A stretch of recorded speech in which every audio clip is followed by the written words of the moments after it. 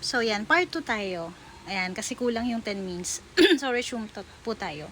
Colossians 3, 1-4, sinasabi po dito, since you have been raised to new life with Christ, set your sights on the realities of heaven, where Christ sits in the place of honor at God's right hand.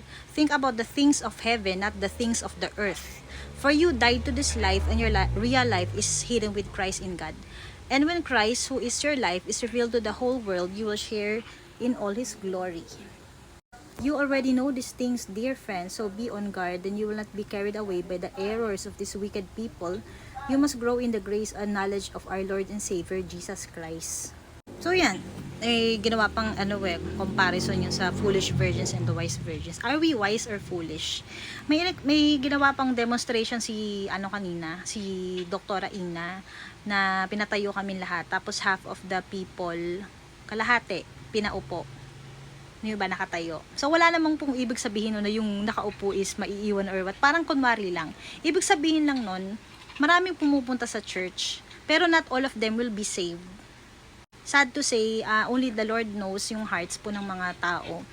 Ang ibig sabihin nun, that's true.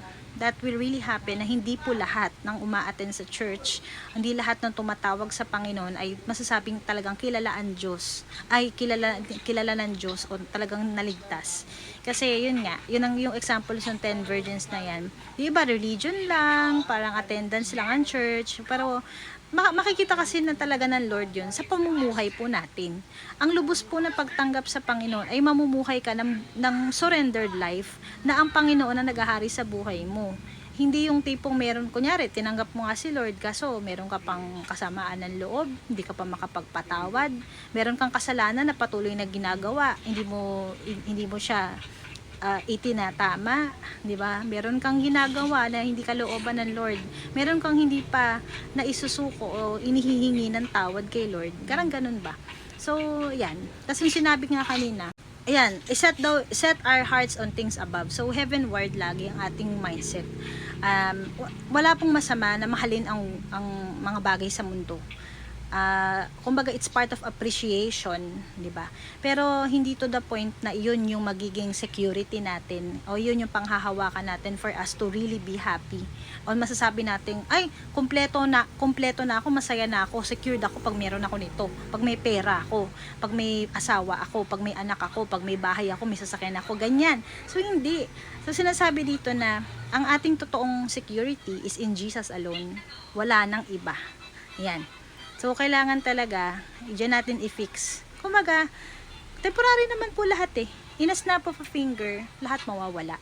Yung mga nangyari nga nakaraan lumindol, dun mo sabi ko nga sa mga last devotional ko po, dun mo po mapoprove na anything will really perish. Diba? In a snap of a finger, mawawala lahat.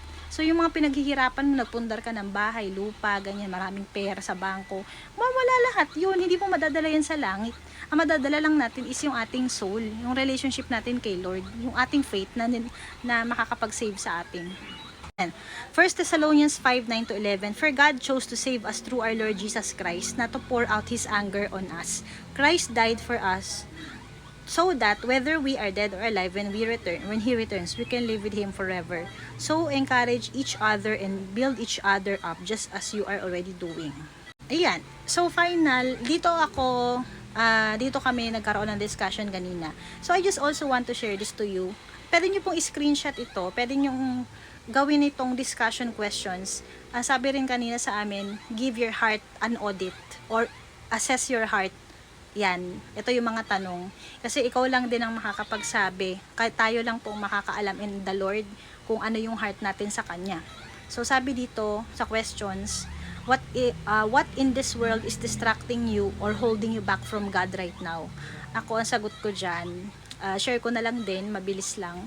Siguro yung mga worries ba, na like, naku, ano kayang kakainin bukas, ito na lang yung hawak mong budget, saan kayo kukuha ng pera, yung mga ganon. Pero not in a sense naman na as in doon ako nakafocus. Kasi ngayon pinapractice ko na yung hayaan ko si Lord mag-take over.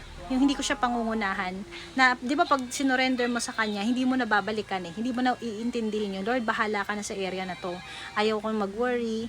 Ikaw ang sovereign. Ikaw ang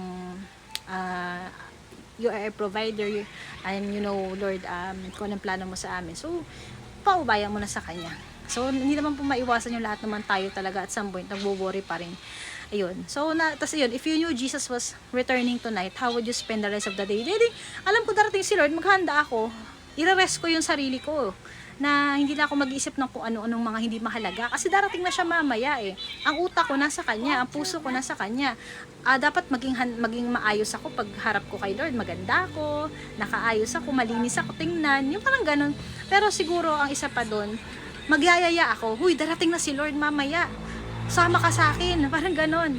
I-share mo na yung gospel doon sa mga taong gusto mong share na hindi pa nakilala si Lord, kasi last na yun eh.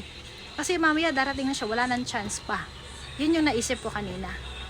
Ayan, gagawin mo na lahat dahil darating na si Lord. So, handa ka na doon. Kung baka rested ka na, hindi ka na dapat mag-isip ng kung ano-ano. Ayan. What would you do differently starting today to make you preferred for His coming? Yun nga, parang sagot na rin, parang pareho lang ano. Yung sa number 2, kailangan mo sigurong i-rush na yung ano mo, yung ano mo, i-take mo na yung as an opportunity to really share the gospel, serve God wholeheartedly. Iyon sinabi pa kanina sa amin, kung ikaw ay nagtatrabaho, work for the Lord with integrity. If you are a homemaker, do your best serving God sa pamamagitan ng ginagawa mo, di ba? Like ako, sa bahay ako ngayon. So lahat ng ginagawa ko, it's an act of worship kay God. It's an act of service kay God. Parang kung nasa-serve ka sa ministry, ganyan. Basta in everything that you do it for the Lord. Do it for your love for the Lord, di ba? Parang ganun. Kasi darating na nga siya. So kailangan, and sinabi nga niya kanina, di ba, may reward siya dun sa mga naging faithful sa Kanya during nang wala pa siya. Pero hindi lang naman tayo after sa reward. What we are after is really Jesus Himself. Bonus na lang yung reward na yun. Yung makita natin siya, makasama na natin siya till eternity, that's more than enough. So ayan po, I hope na nakabless po itong message na to. And sana po mag-reflect po kayo dito. Give your heart a check. Am I really prepared? If ever darating man si Lord right now, kakabahan ba ako?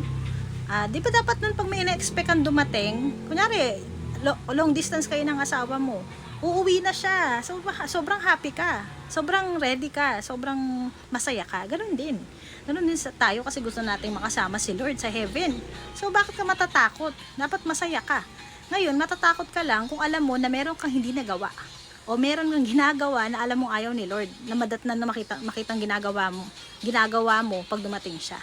So ngayon po, this is not a condemnation. Once again, this is just a warning, and this is an opportunity for you to change or alter your ways. Kung meron man po dito na wala pa sa Panginoon, na meron po tayong ginagawa na mali, or alam nating hindi nakakalugod sa Panginoon, baguhin nyo na po. At ngayon na po yung time nyo para ibigay yung buhay nyo kay Lord. Huwag na pong sayangin, kasi any moment, kahit nga mamayang gabi, pwede na siyang dumating. Diba? In-explain na po dito lahat na these are all happening right now. So let us be prepared. Bye-bye. God bless.